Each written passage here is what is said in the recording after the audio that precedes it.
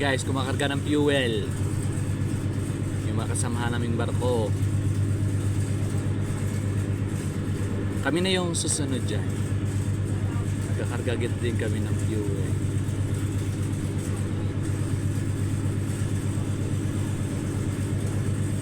Every 2 months ang karga nila dito guys.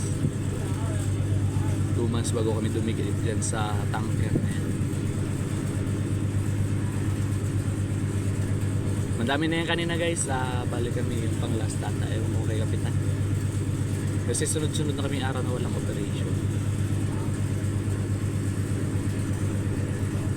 Rest day, rest day. May video ulit ako pag malapit. Okay guys.